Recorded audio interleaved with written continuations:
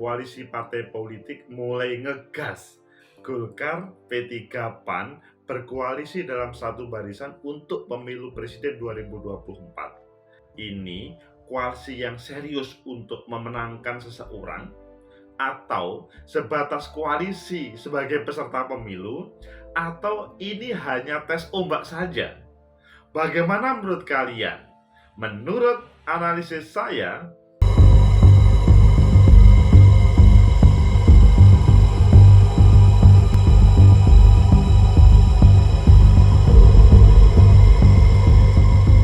Assalamualaikum warahmatullahi wabarakatuh. Salam sejahtera untuk kita semua, pecinta masa depan negeri. Hari yang mengejutkan karena tidak ada angin, tidak ada ombak, tahu-tahu muncul koalisi dari Partai Golkar, PAN, dan P3. Hal ini mungkin kalian kaget, kok sudah terjadi koalisi? Padahal pemerintahan hari ini belum selesai, dan kemarin Pak Presiden mengingatkan, "Hei para menteri, bekerjalah pada tugas dan pokok fungsinya." Jadi, ayo bekerja dan bekerja. Ayo kita melihat di beberapa media tentang koalisi Golkar, PAN, P3 tersebut merupakan pilihan yang untuk memenangkan di Pilpres 2024, atau sebatas sebagai peserta pemilu, atau ya ini hanya tes ombak saja supaya heboh. Ayo kita baca di pertama di Detik News. Koalisi parpol mulai ngegas bikin pemilu 2024 kian panas. Wah, kalau judul yang seperti ini menunjukkan bahwa keberadaan tiga partai politik ngegas, ya karena 2024 semakin dekat. Selanjutnya di Tempo, AC Hasan sebut koalisi Golkar, P3, PAN hindari politik identitas di 2024. Ada tema politik identitas yang mau dihindari. Apakah iya atau tidak? Selanjutnya di Tempo juga, soal koalisi Indonesia Bersatu P3, belum ada pembicaraan soal capres. Hal ini berbeda dengan yang ditampilkan di Tempo lainnya. Golkar, P3, PAN akan merumuskan agenda politik bertiga bersatu di 2024. Apakah hanya tiga partai ini yang sangat dominan? Kalau di CNN Indonesia, Nasdem belum bersikap soal koalisi Golkar, PAN, P3. Politik itu dinamis, menunjukkan bahwa keberadaan Nasdem juga melaksanakan hal yang sama kemarin. Yang paling heboh bagaimana menghadirkan Pak Anies untuk sebagai salah satu tema Capres 2024. Di jpnn.com, bangun koalisi sejak dini, Airlangga ubah lanskap politik identitas. Dan kalau kita melihat di Tirto, koalisi Golkar, PAN, P3 diminta hati-hati dengan politik uang.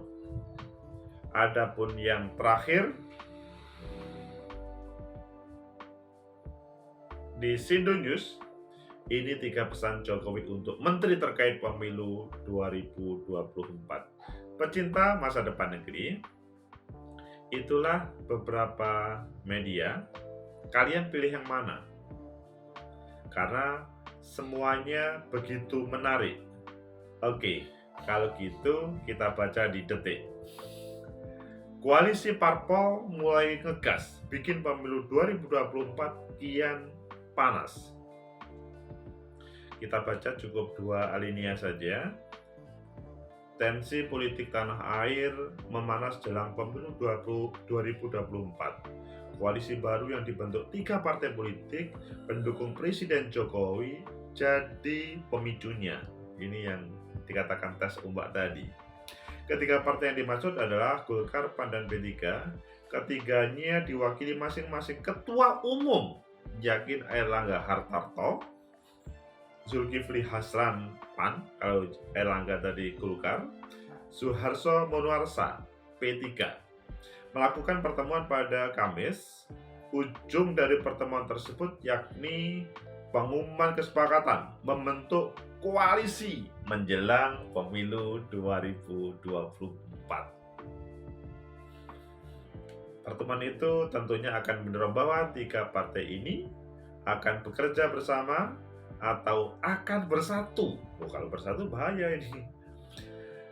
Merujuk hasil pemilu 2019, Partai Golkar memperoleh 12,15%, PAN 6,74%, P3 4,51%, total perolehan suara 23,4%, melampaui presidensial threshold persen atau 20%, alias bisa mencalonkan presiden sendiri. Ini mengapa ya tidak dilaksanakan pada 2019 kemarin? Ya agak beda temanya. Pada Jumat, Ketua DPP Partai Golkar mengumumkan nama koalisi ketiga tersebut namanya Koalisi Indonesia Bersatu. Agak mirip ya. Ketiga partai itu Koalisi Indonesia Bersatu. Selanjutnya, Wakil Ketua Umum PKB Jazilul Fawait menekankan PKB masih menimbang-nimbang untuk bergabung Koalisi Indonesia Bersatu. Sosok figur yang masih belum jelas jadi pertimbangannya. Ini sosok figur yang belum jelas, kata PKB. Selanjutnya, di tempat lainnya tadi juga disampaikan soal Koalisi Indonesia Bersatu belum ada calonnya. Pecinta masa depan negeri, itulah pernik-pernik Koalisi Indonesia Bersatu yang muncul 2 tahun sebelum Pilpres, di mana pada saat ini keberadaan Pak Jokowi sebagai presiden periode kedua masih berjalan. Pecinta masa depan negeri, maka bagaimana menurut kalian? Apakah ini sudah pantas untuk berkoalisi, atau hal ini malahan akan menjadikan 2 tahun terakhir kepemimpinan Pak Jokowi ini akan trouble karena belum selesai, tapi mereka para menteri itu selanjutnya menyiapkan di 2024, atau ini adalah hal yang wajar? Menurut analisis saya, pertama, Koalisi Indonesia Bersatu ini wajar di dalam dinamika politik. Namun, kewajarannya ini bukan berarti menghapuskan keberadaan koalisi lama di 2019. 2024 adalah sejarah baru yang akan diciptakan para elit politik, apakah mereka melanjutkan koalisi di 2019 atau tidak. Namun kalau pada saat ini sudah menciptakan Koalisi Indonesia Bersatu, maka ini menandakan bahwa koalisi di 2024 berbeda dengan di 2019. Karena selain berangkatnya berbeda, tiga partai tadi, Partai Golkar, P3, sama PAN, itu kan berangkat atau memutuskan dahulu, belum yang lain. Namun yang lain kemudian ketika ditawarin, ya masih pikir-pikir, karena katanya PKB belum ada figur, katanya Nasdem, ya politik itu dinamis.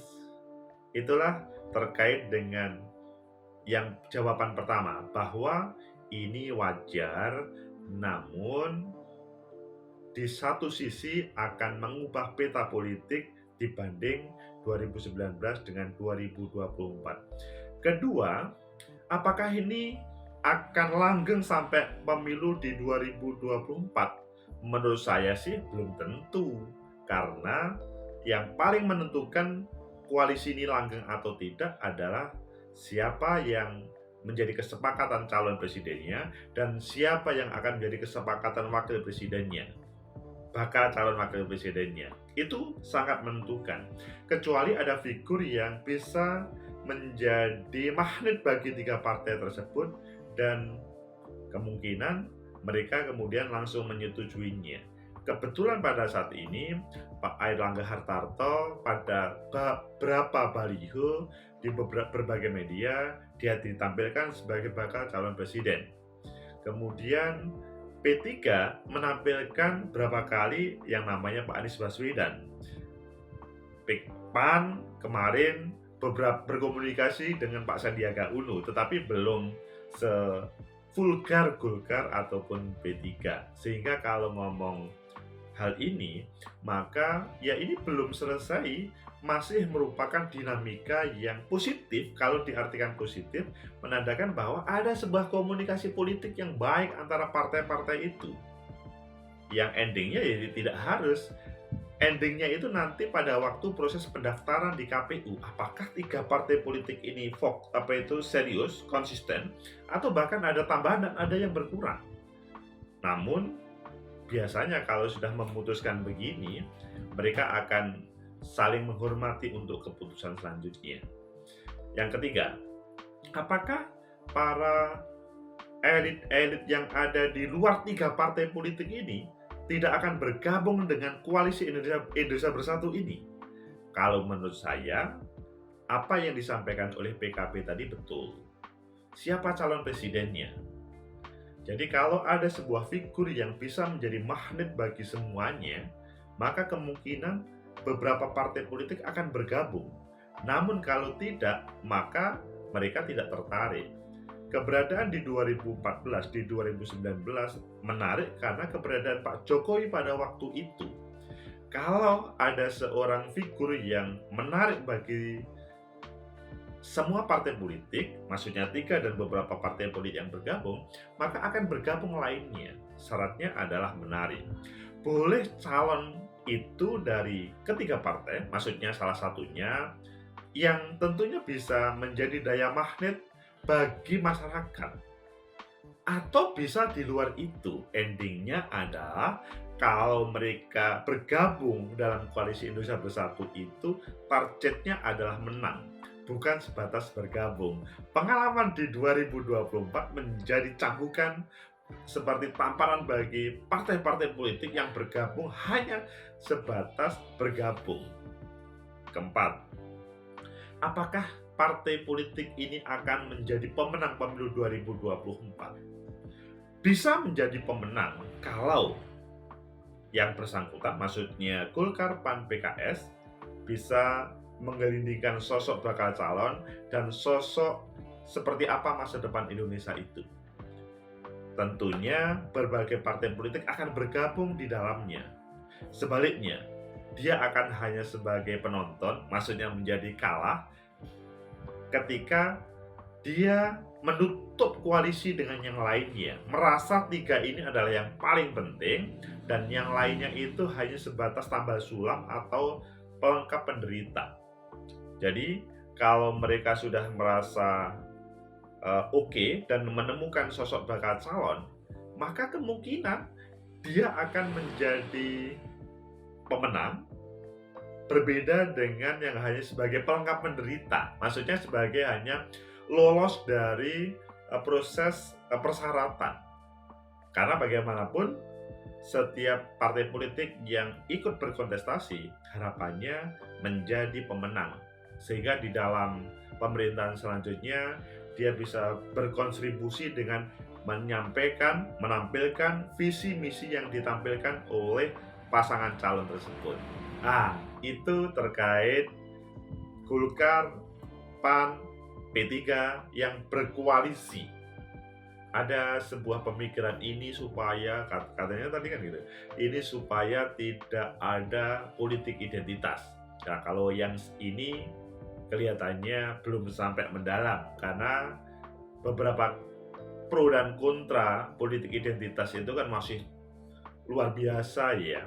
P3 sering dikritik sebagai politik identitas, meskipun tidak ketika P3 misalkan menampilkan tokoh-tokoh keagamaannya.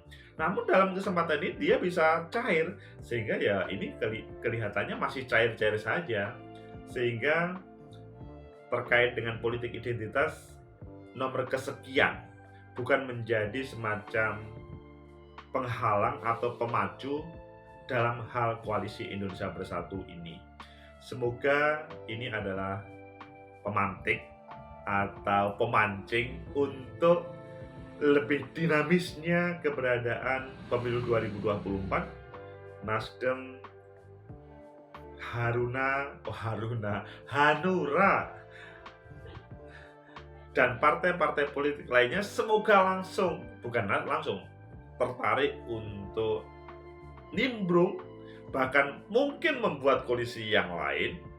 Endingnya menjelang pendaftaran Pilpres, mereka lebih fokus dan memastikan bahwa koalisinya bersatu, terlibat dalam sebuah pemilihan presiden, akhirnya menjadi jawaban dari kebutuhan Indonesia. Semoga bermanfaat, dinamika ini menjadi hal yang baik. Like, subscribe, comment, and share. Sampai jumpa.